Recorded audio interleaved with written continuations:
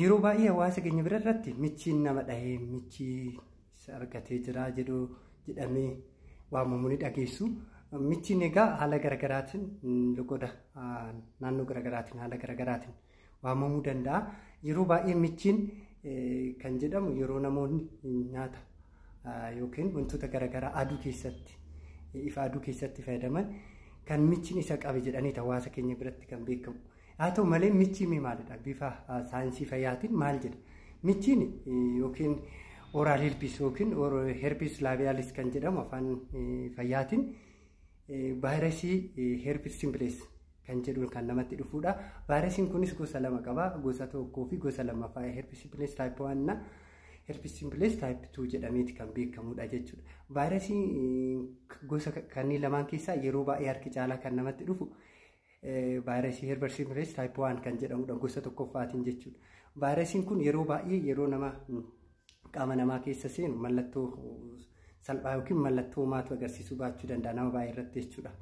Garuu vaayirasiin kun qaama keenya keessa seenuudhaan keessattuu gara afaan keenyaatiin tuttuqqii gara afaan keenyaatiin yoo gara qaama keenya kan galu ta'e narvii keenya keessa turuudhaan achitti kan achi keessa turuudha jechuudha. Kan achi ribuudha.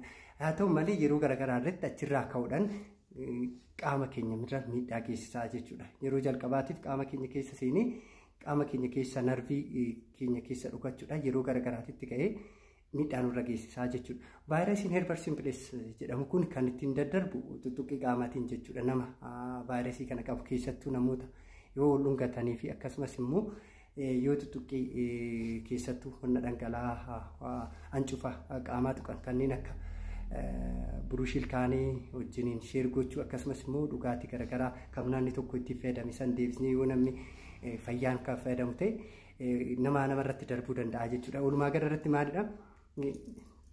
Dhangala'aa keessattuu gara afaan keenyaa maddu kan vaayirasii kanaan faalameen deebisnee nama biraa nama fayyaa hin qabne kanaan kan tuttuqqii qabu ta'e karaa siin namatti daddarbuu danda'a. Yeroo baay'ee jechuudha namoota dhungatanii kan daddarbuu fi akkasumas immoo wantoota ammas hin jedhe kana dhangala'aa afaan keenyaa yookiin hancufaan kan faalamedha jechuudha. Vaayirasiin kun gosa tokkoo fi gosa lama qaba jedheen jira akkuma jalqaba isiniin jedhe.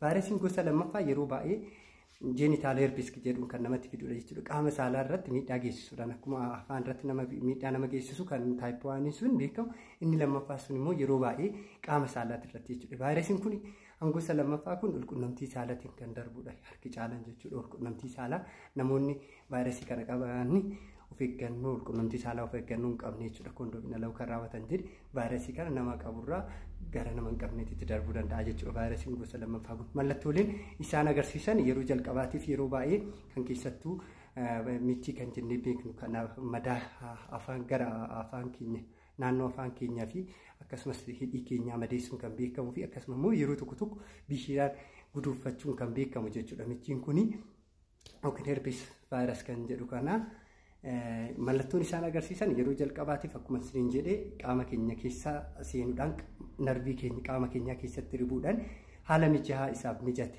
keessattuu maalidha? Yeroo baay'ee wantoonni vaayirasiin kun yeroodhaan akka nutti ka'u taasisan keessaa yeroo ifa aduu kan argannu ta'e jechuudha yookiin ho'iinsi qaama keenyaa kan ka'u ta'e jechuudha ol ka'e jechuudha. Qaamni keenya garmalee yookaan ho'uu fi ifa aduu kan argatu ta'e achirraa ba'ootaa ribisanii ka'uudhaan aktiif ta'uudhaan qaama keenyarra miidhaa geessisu jechuudha. Kanaaf yeroo baay'ee maalidha namoonni yoo ifa aduu keessatti nyaata nyaatanii fi ifa aduutti of baasan yookiin expose ta'an vaayirasiin kun aktiveet ta'uudhaan jechuudha. Iddoo ribisanii ka'uudhaan qaama keenya miidhaa waan geessuuf yeroo baay'ee namoonni hawaasni maal jedha akka ifa aduu santu akka vaayirasii kana itti fide jedhameeti yaadamaa jechuudha. Haa ta'u malee ifa aduu san osoo hin ta'in vaayirasiin sun ifni aduu vaayirasiin sun akka aktiif ta'ee qaama keenya irratti miidhaa akka geessu taasisaa jechuudha. Karaan biraa yeroo baay'ee karaan vaayirasiin kun iddoo ribee ka'ee miidhaa nurra geessisuu danda'u keessaa yoo humni ittisa qaama keenyaa jechuudha. Immuniitiin keenya jechuudha. Dandeettiin ittisa qaama keenyaa hoo kan gadi buute yeroo kanas aktiif ta'uudhaan jechuudha. Iddoo ribisan ka'uudhaan humna godhachuudhaan qaama keenya irratti miidhaa geessisuu danda'a jechuudha. Qaamni ittisaa keenyaa jechuudha. Yoo qaamni ittisaa keenyaa haala jabaatiin kan jiru ta'e vaayirasiin kun akka aktiif hin taane bootaa ribee keessanii qaama keenya akka hin miine taasisuu danda'a. Inni biraa dubartoota irratti yeroo marsaa laguu jechuudha. Yeroo marsaa laguu akka iddoo ribee sanii ka'uudhaan miidhaa geessisuu danda'a jechuudha. Egaa vaayirasiin haaluma kanaan haala hamma armaan olitti isin eere kanarraan yeroo garaagaraa iddoo ribee sanii ka'uudhaan qaama keenya irra miidhaa geessisuu danda'a jechuudha. Yaalli vaayirasii Herpes simplex yookiin oral labialis jedhamu kana michii naannoodhaan michiin jedhamu beekamu kana yaalli isaa guutumaan guutuutti qaama keenya keessaa balleessuu hin dandeenyu. Keessattuu ofirraa ittisuu ni dandeenya. Erga qaama keenya seenee narvii keessatti ribee yeroo dheeraadhaaf tura jechuudha. Qaama keenya irratti haga dhumaatitti tura. Haa ta'u malee yeroo dhibeen kun nutti qabu jechuudha. Bootaa ribee vaayirasiin bootaa ribee qaama keenya irratti yeroo miidhaa geessisan tokkoffaa vaayirasiin sun miidhaa hamaa akka nurra hin geessisee fi dhukkubbii nutti dhagahamu isaaniif qorichi kennamu ni jira jechuudha. Malee vaayirasii kana erga qaama keenya keessa ga'ee seenee gonkumaa balleessuun hin danda'u. Garuu maal gochuun hin dandeenya? Hammeenyummaa isaatii fi miidhaa inni irra geessisu dhukkubbiin yeroo vaayirasiin kun bootaa ribee sanii ka'ee qaama keenya irratti miidhaa geessisan akka nurra hammeenya guddaa nurra hin geessine gochuu dandeenya malee akka vaayirasiin gonkumaa qaama keenya irraa badu gochuu hin dandeenyu jechuudha. Kunis maalidhaa? Vaayirasiin kun qaama narvii keenya keessa seenee achitti yeroo dheeraadhaaf jechuudha. Yeroo dheeraadhaaf turuu waan danda'udha jechuudha. Inni biraa ofirraa ittisuun haalli itti danda'amu akkuma amma isiniin jenne sun karaaleen isaan vaayirasiin kun ittiin darbu keessattuu Herpes simplex type 1 kan jennu jechuudha. Gosa tokkoffaan michi yookiin miidhaa madaa yookiin madaa bishaan qabatee fi akkasumas immoo madaa biraa kan naannoo afaan keenyaa fi hidhii keenya irratti nutti fiduun kan beekamu yeroo baay'ee dhungoodhaan kan darbuu fi akkasumas tuttuqqii keessattuu dhangala'aa hancufa keenyaatiin jechuudha. Yeroo baay'ee jechuudha nama vaayirasii qaban tuttuqqii qabu. Tokkoffaan yoo keessattuu namoonni yeroo madaa qabaatan yeroo akkasitti irra jiru ta'e jechuudha.